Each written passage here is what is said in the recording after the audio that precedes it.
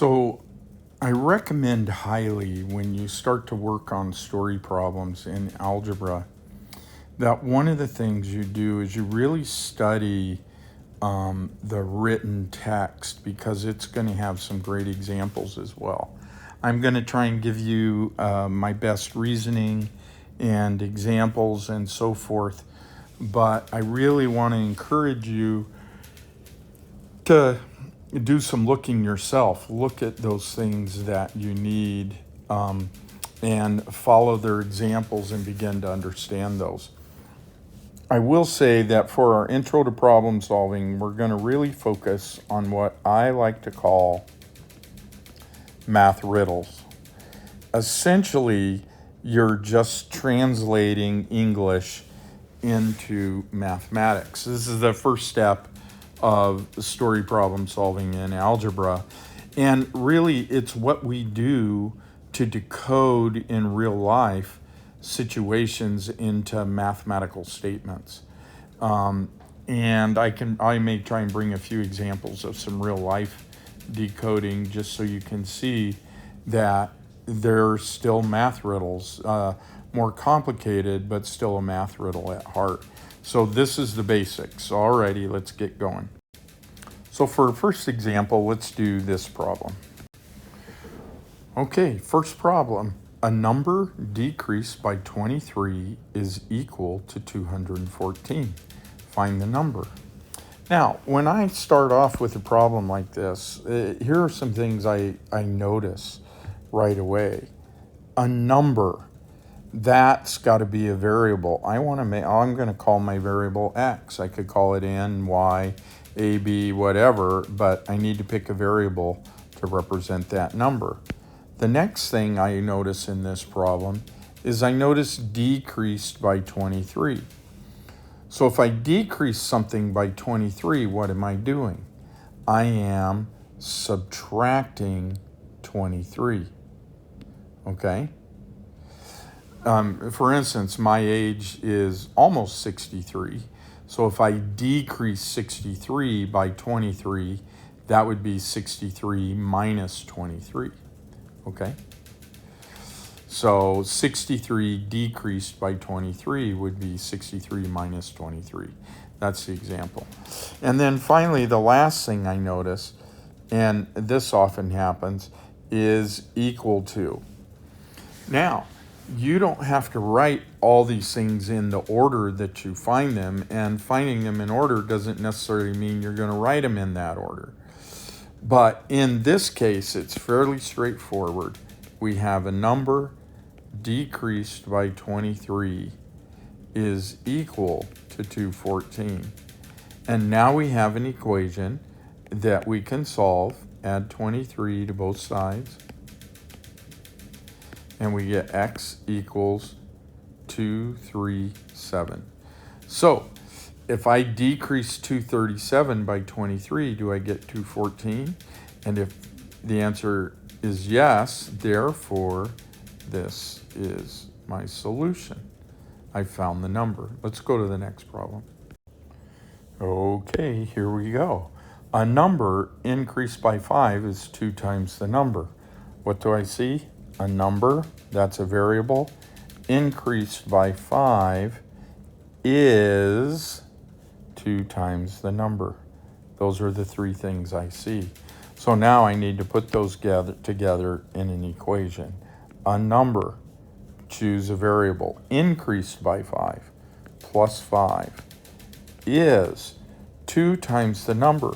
Since I made the number x, 2 times the number has to be 2 times x. So this would be my equation, and I could proceed to solve. Subtract x from both sides.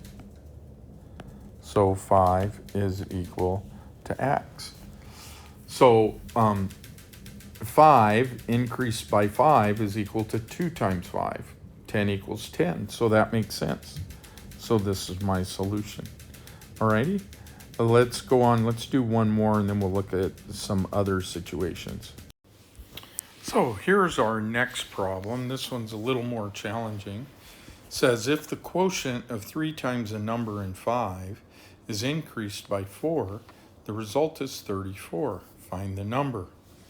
So one of the things I want to say to you about this is you have to have some knowledge of the structure of the English language to be able to break this down. Okay?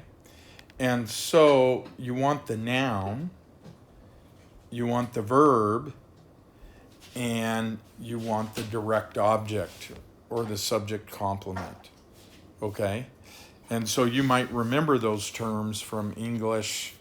Gosh, I probably talked about those things sophomore year of English in high school, and as well as sometimes in elementary school, but I actually had to do what was called diagramming sentences.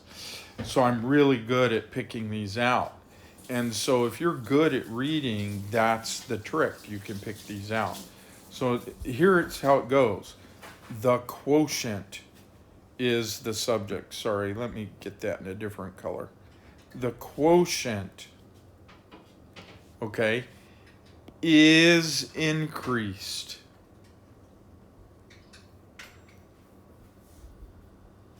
by 4. Now, this is a compound sentence. The result of everything that came before is 34. So that's a subject-verb complement. So as a compound sentence, they didn't put the word and here, but if they did, then you would have recognized it as a compound sentence. So 2 subjects, 2 verbs, 2 complements. Okay? And so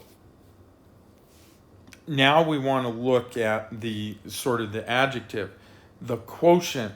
The quotient of what? Well, the quotient of 3 times a number and 5. Okay? So the and, when you say quotient, remember a quotient is a fraction or a division problem written as a fraction. The and refers to the denominator. So it'll usually be given as numerator first and denominator. So you can write this as numerator and denominator. Okay? And then the quotient is increased by 4. So watch how I start to write this out. The quotient of 3 times some number and 5. So is this not a quotient? This is a fraction. It's a quotient, right? And so now that we're going to increase it by 5. Increase the quotient by 5. So that means you're adding to the quotient, you're adding to the division problem. Okay? So you add to the whole fraction, not to just the top or the bottom. Okay? Then this result is 34. And that's the equation. Okay? So look at that, make you understand how I pulled that out of the English. And then once you've kind of worked through that, we can go ahead and solve it. So this particular one, I'll just multiply both sides by 5 because I want to practice that technique. And so I'm introducing a distributive property here. And so it's 5 times 3x over 5 plus 5 times 5 equals 5 times 34. So I write that out. Now these cancel, and I get 3x plus 25 equals 170. So I subtract 25 from both sides, and I get 3x equals 145. And then I divide both by 3. And I get x equals, and it does not go in there evenly, so I can just leave it as 145 thirds. And that's it. That's the problem. Okay?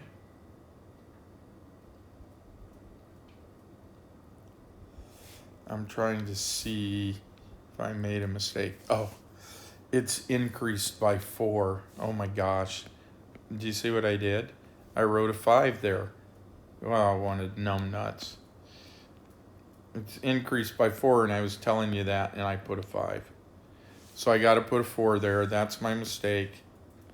Here, let me put it in red. And so this will be 5 times 4 here, right? This will be 20. So then I'll subtract 20 from both sides. And so this will be 150. And 150 divided by 3 is 50. So one little copying error. I wrote 5 instead of writing 4. Set it up in the correct form. But that's a very typical mistake. And so you want to be on the lookout for making those if you do. Okay? Alrighty. I hope this brings clarity to these kinds of story problems. Let's do one more. Okay, here we go. It's still a math riddle, but it's disguised as a geometry problem.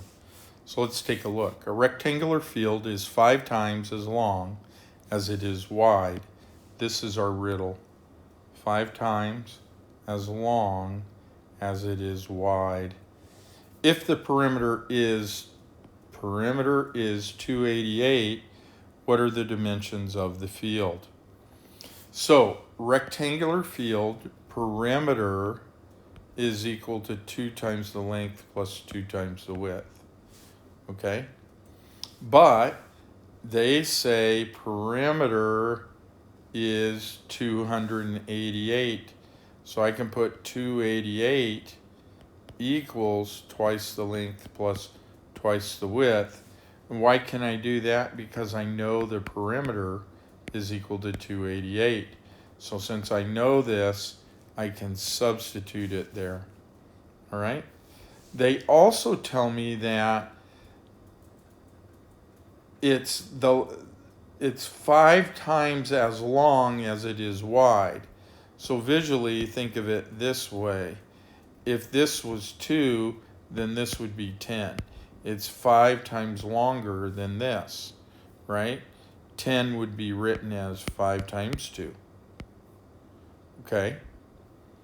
And so what we do then is we let it be. I don't know what the width is. The width is W, so therefore the length must be 5 times W.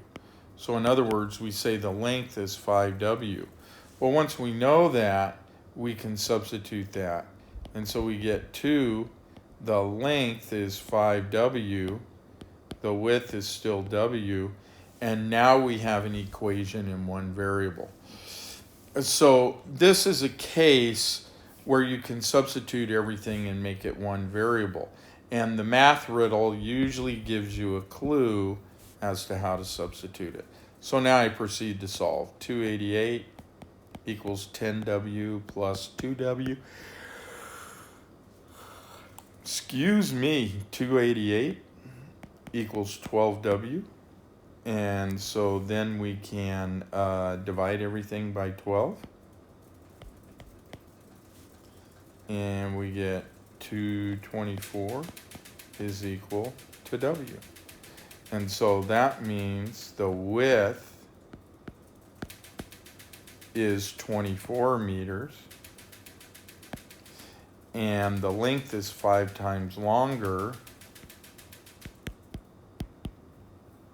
So L equals 5 times 24, which is 120 meters. All right? And that's a fairly typical math riddle problem where you have a riddle in the problem right here that you use to substitute out a variable. All right? Good. Let's go to the next part. So the next problems are geometry based, sort of like our perimeter problem. And geometry based problems use all the facts of geometry. So they use the area formulas, they use all the perimeter formulas, they use the volume formulas, they use the surface area formulas. They use the formulas for like complementary and supplementary angles.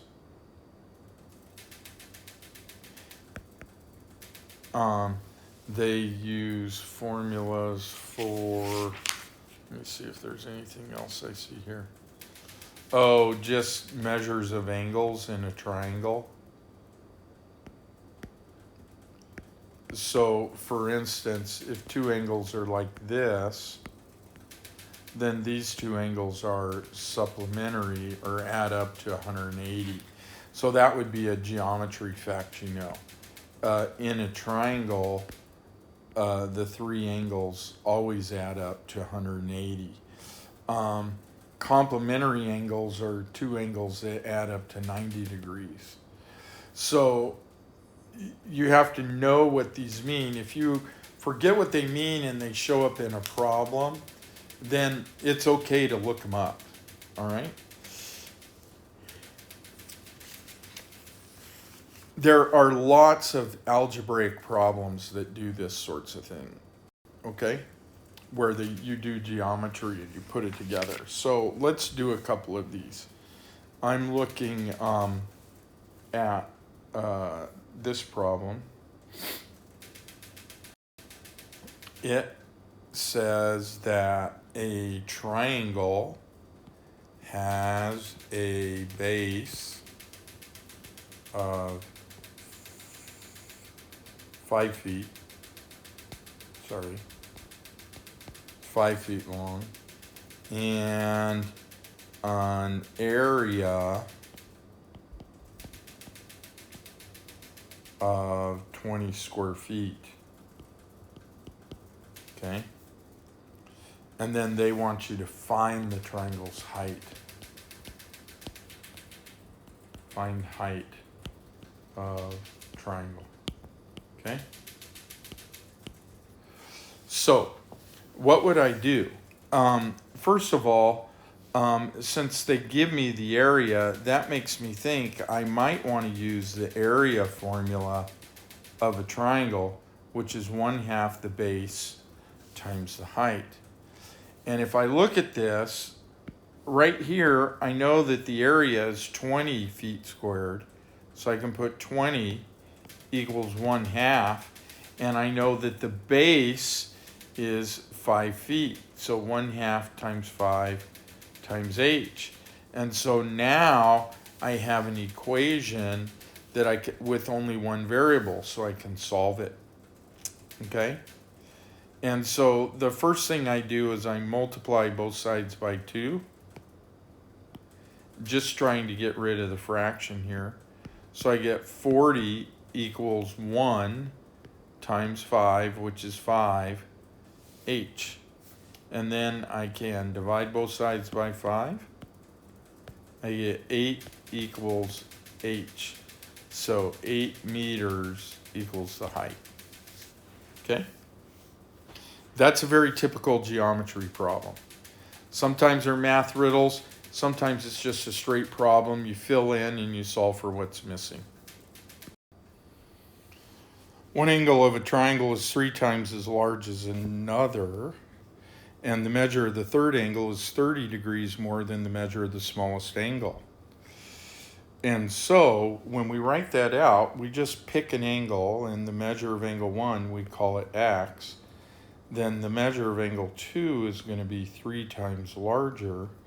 And the measure of angle 3, since x is smaller than 3x, it's going to be x plus 30, because it's 30 degrees more than the smallest angle. And then here's a fact. The sum of the measures of the angles of a triangle is always 180. So we know the measure of angle 1 plus the measure of angle 2 plus the measure of angle 3 in a triangle is equal to 180. So since we know that, then we can use these other expressions and substitute them in and come up with an equation that we can then solve. So I collect like terms. I get 5x plus 30 equals 180. I subtract 30 from both sides and get 5x equals 150. And therefore, if I divide by 5, I get x equals 30. So now what they want me to do is to find the measure of all the angles. So what I need to do is the measure of angle 1 is equal to x, which is equal to 30 degrees. So I snag that directly from the answer I got of the equation. So the measure of angle 2 is equal to 3x. So that's 3 times 30 degrees. And the measure of angle 3 is equal to x plus 30. So that's equal to 30 plus 30, or 60 degrees. And, 3 times 30 is 90 degrees. And so our angles are a 30, 90, and a 60, which if you add them equal 180. And those are the correct answers. Okay? So this is very typical. You got to think of your geometry formula, write down its form, and then you can proceed to solve the problem based on that.